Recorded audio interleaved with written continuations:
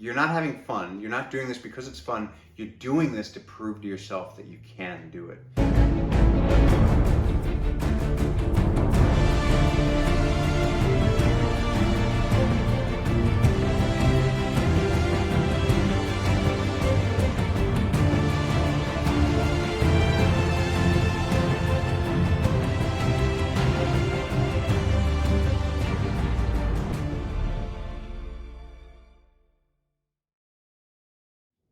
Hey everyone, Andrew here, Melbourne Superman, and as promised, I'm going to talk a little bit about the Spartan 50K Ultra that I did over this past weekend. We're about a week on now at the time of this recording, and you can find the full recap at my Breaking the Barrier podcast with Zach and Aaron over on Apple Podcasts, Spotify, anywhere you listen to podcasts, you can find that. So the episode's just simply entitled Andrew's First Ultra, as this was my very first ultra marathon. I have run marathons before. I've run many different types of races before. Obviously, I've done a lot of Spartans, but this was my first Spartan 50K and a bit ultra marathon. So it was a really, really exciting time, and I just wanted to reflect on some of the things that I went through. This won't be as detailed as that full episode on my podcast because we are a week in and things have started to settle a little bit, but there were just a couple of sort of takeaways that I wanted to talk about. So starting with the prep. So obviously I went through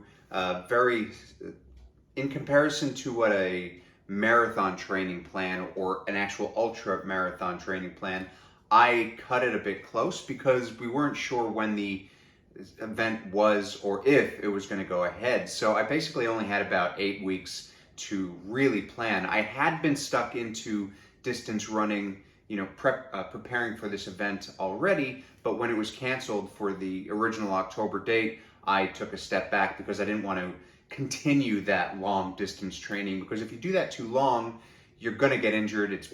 You're not necessarily going to get injured, but certainly it's a stronger possibility. So I took some time off when I was absolutely sure when the event was going to go ahead and I knew that I was going to be able to partake in it.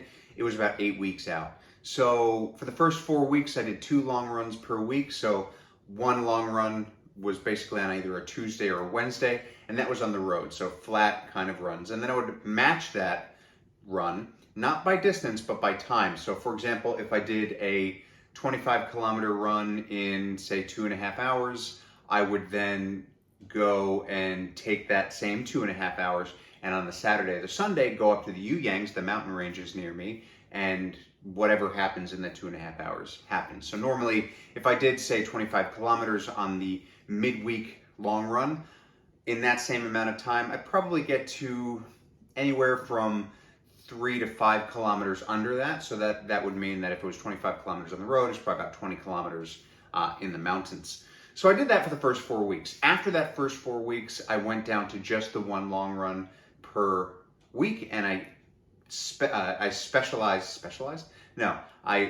focused on the mountain running because that's what the terrain was. So I would do the one long run a week up in the Yuyangs, and at the 4 week mark, it went 3 hours.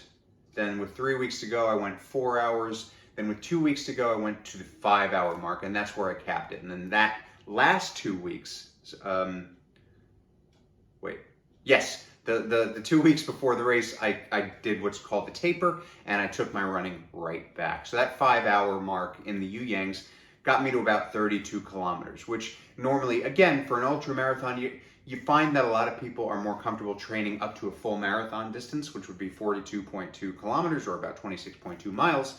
I didn't do that because I didn't have time, and I didn't want to force anything longer than I could, or I felt that I could, because I didn't want to injure myself.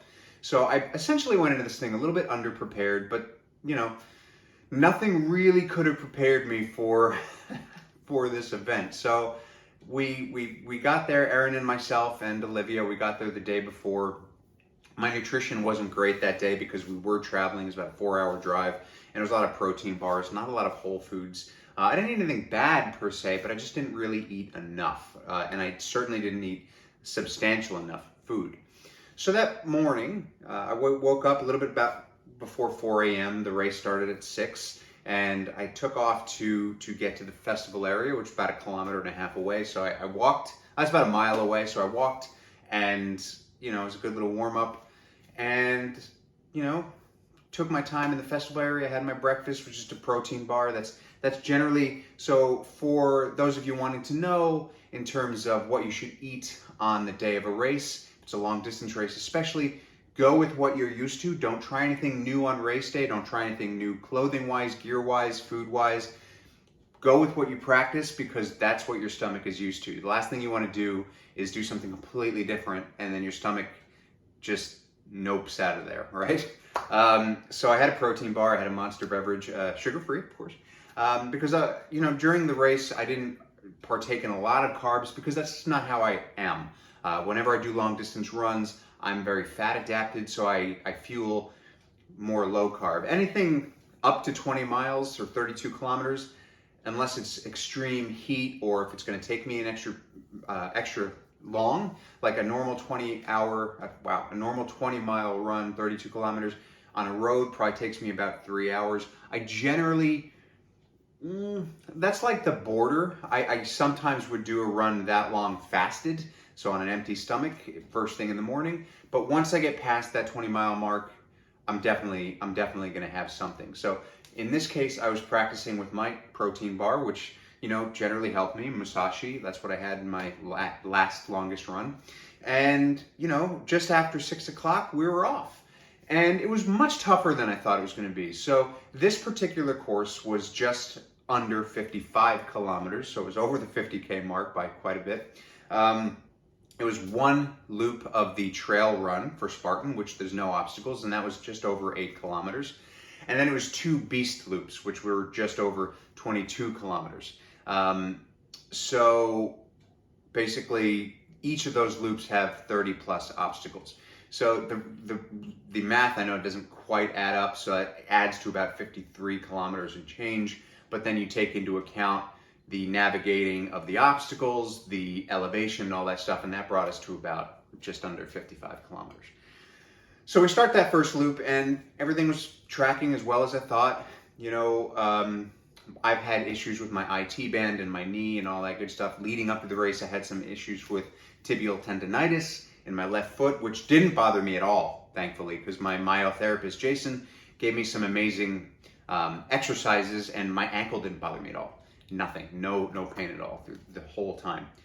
So we're going through that, and about, after the first trail loop, which was really tough because it was a very steep climb. It's kind of like straight up. Those of you who did the Beast course over the weekend, or those of you who are watching this who did the Ultra over the weekend, you kind of, you understand what I'm talking about. This climb toward the end of the trail loop and sort of toward the end of the Beast loop as well, it's horrific. It's soul crushing. Sometimes you're on all fours and you're just climbing. Just when you think you're done, you climb some more. So that first loop was hard, but there were no obstacles to break up the rhythm. So it was, you're going. I probably finished that in, I don't know, probably, I'd say an hour and a half, maybe. I'm not sure. I can't really remember. But there was some good elevation there in that first thing, and that big climb you're doing 2 more times, so it's really daunting.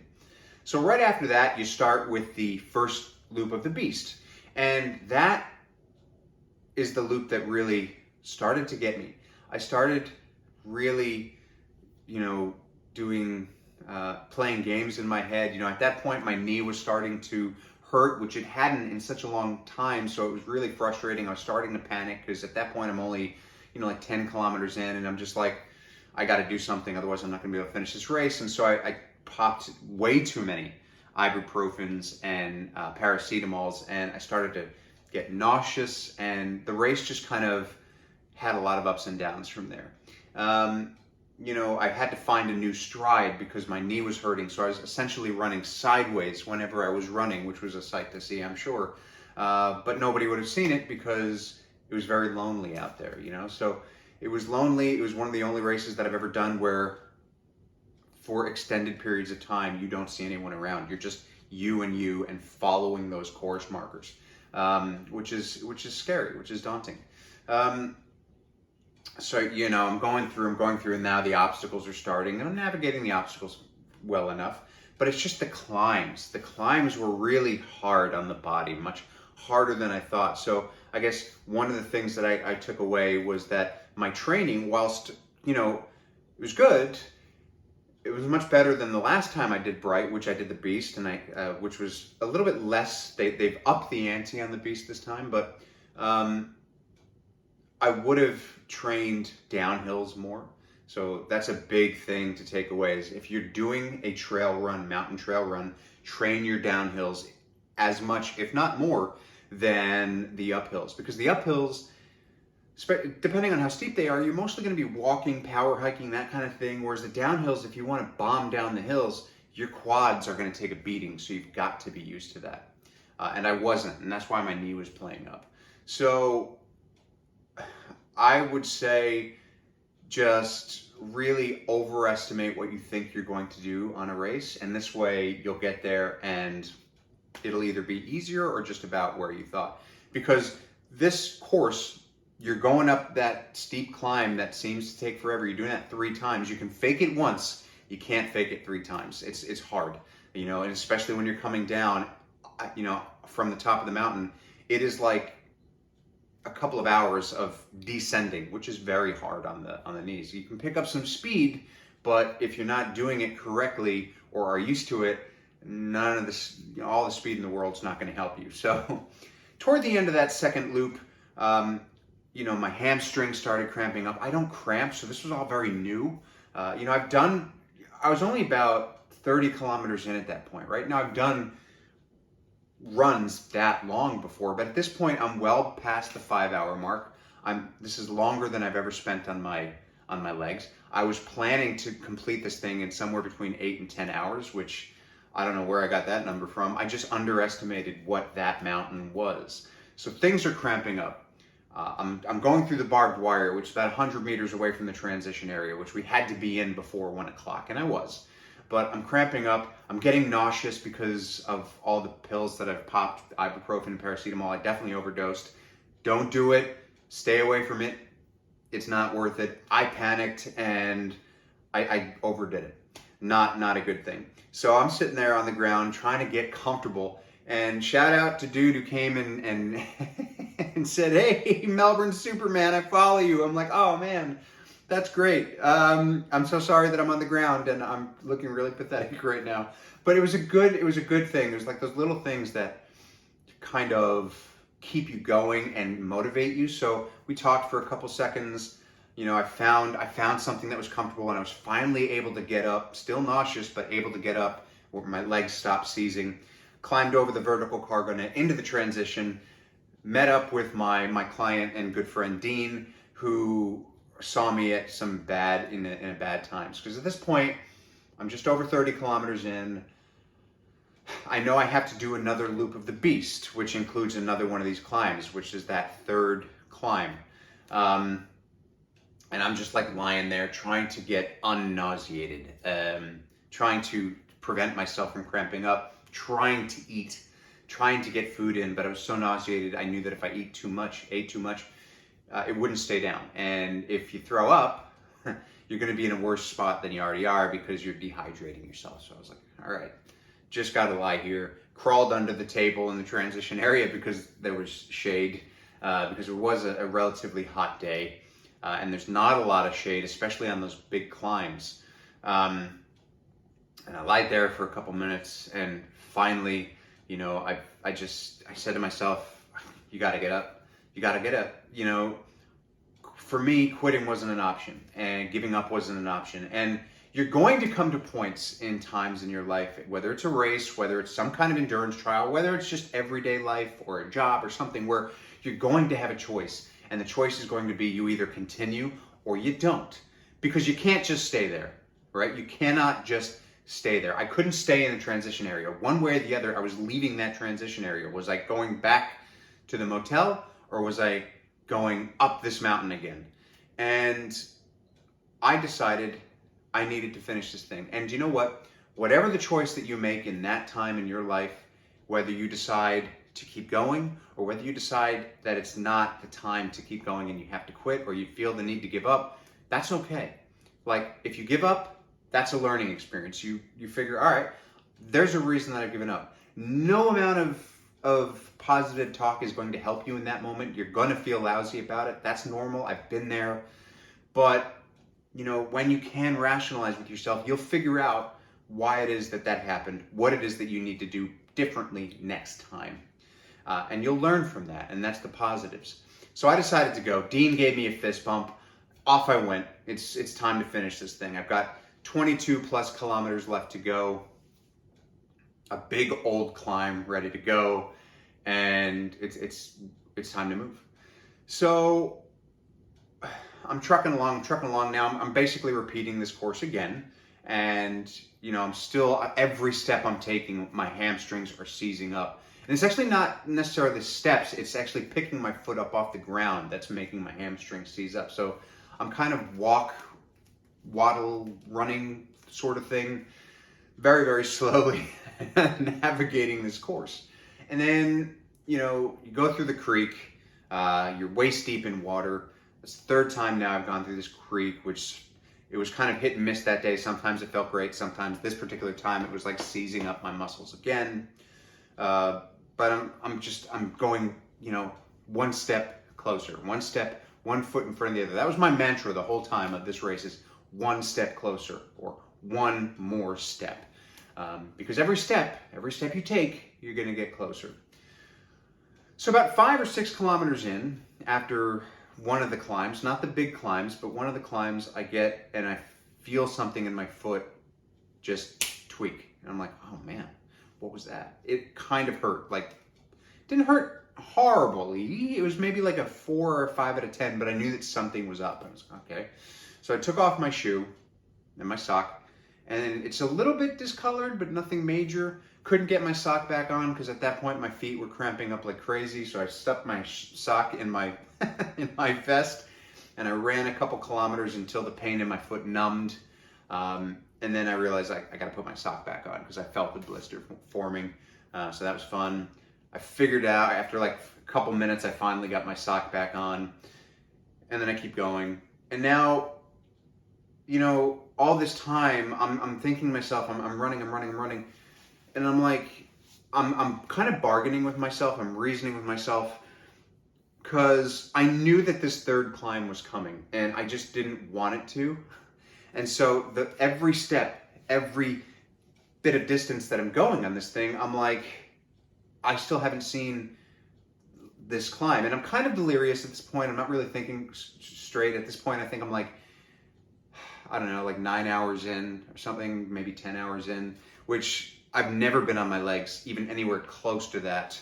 You know, the longest thing before this was 5 hours. The longest training run I had, the longest time on legs was 5 hours. So I'm well past, and that was a big part of the problem too. I underestimated how long it was going to take me to do this thing. So I estimated 8 to 10 hours. So I'm like, all right, a 5-hour training run is going to be okay. It ended up taking me a lot longer than that. So the legs were just in really unknown territory, and I couldn't. There's nothing that I could do that could have prepared me for this unless I just trained earlier and trained longer. So I'm reasoning with myself. I'm like, I know this climb is coming, but we haven't gotten there yet. We're getting to the point where we're like 45 kilometers in, and I haven't seen this climb. Did they change the course? Maybe they changed the course, because no, of course they're not going to make us do this climb a third time. That's way too hard. They wouldn't do that. That's crazy. So I'm like bargaining with myself, and we get to like 45, 46 kilometers or so. And I'm like, all right, they've changed the course. This climb is not coming. And then I get to it. And then I finally get to this climb, and it was heartbreaking, soul-crushing, gut-wrenching, and I lied down. I sat down. It was kind of like a combination of sitting and lying at the base of this climb. And I was just like, it like broke me. Like, it broke me. I had tears in my eyes because I couldn't think of anything worse at that moment than to have to navigate this climb again. Because when I tell you, you can't really understand what this climb is like unless you've done it.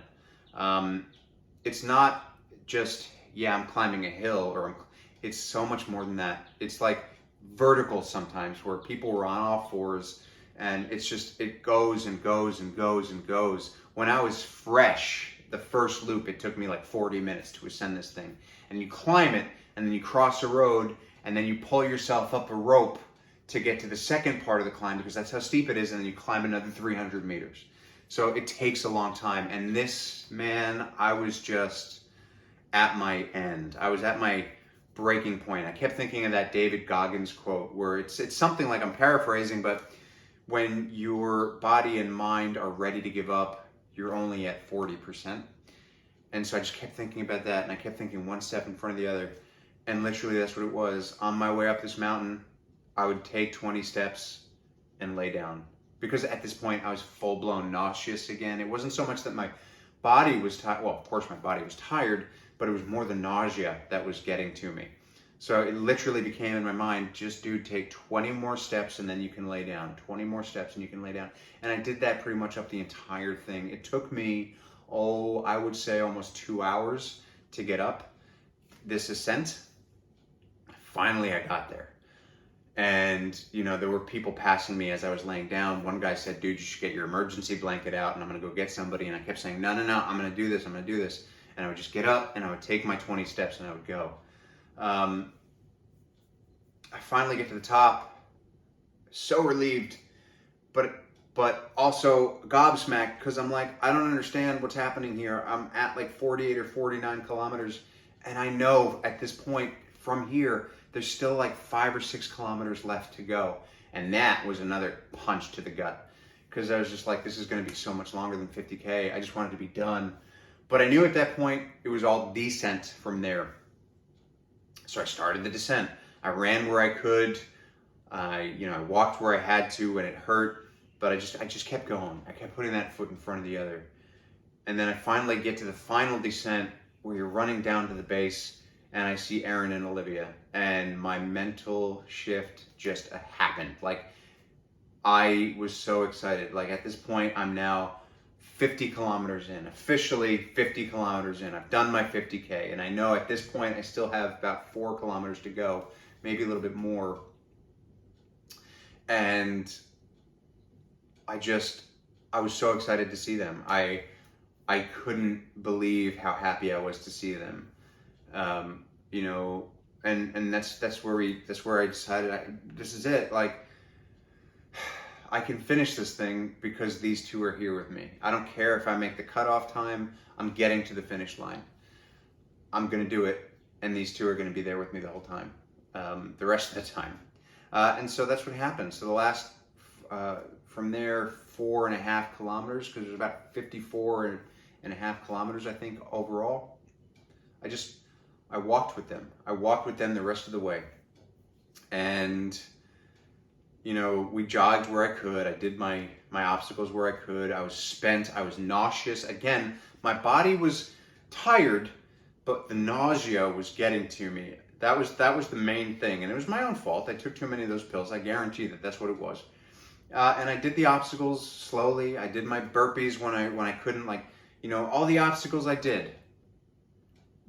There were a couple that I couldn't. Like the rope climb, I did it the first time. The second time, I couldn't get it because that was close to the end. Because in the last couple Ks, it was like a gauntlet of obstacles.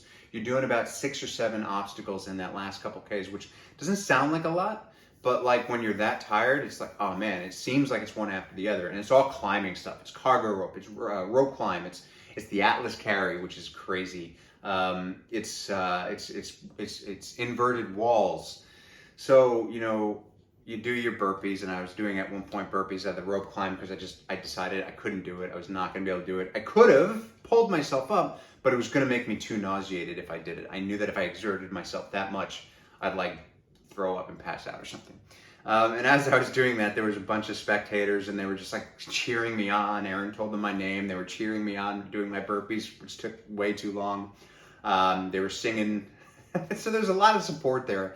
Shout out to the Geelong Boxing and Obstacle Course Training gym. Some people from there were there, and at this point, again, being nauseous, I was still finding times to lie down for a couple seconds, and they were just like, no, get up, you're not far. And finally I did it. I finally got to the end, And I cried hard when I was done. Like, Olivia, bless her heart, put my medal around me. The volunteer gave her the medal to put it around me, and I just cried. I was like, I couldn't stop crying because I was like so happy that they were there. I was happy to be done. Everything just like kind of like came out, and it was such an experience for me. It was just, I don't know how to describe it other than the whole thing was surreal. The whole thing was the most challenging mental and physical thing that I've ever done. And I loved it. Like, looking back, I loved it. And you're not going to love it during. That's the thing. You get to a point where it stops being fun and it starts being a quest. And it's like, you're not having fun. You're not doing this because it's fun. You're doing this to prove to yourself that you can do it. And that's what I was doing. And that's the thing that got me through. That, Erin and Olivia, you know, the support that I had from around the course. It was such a journey.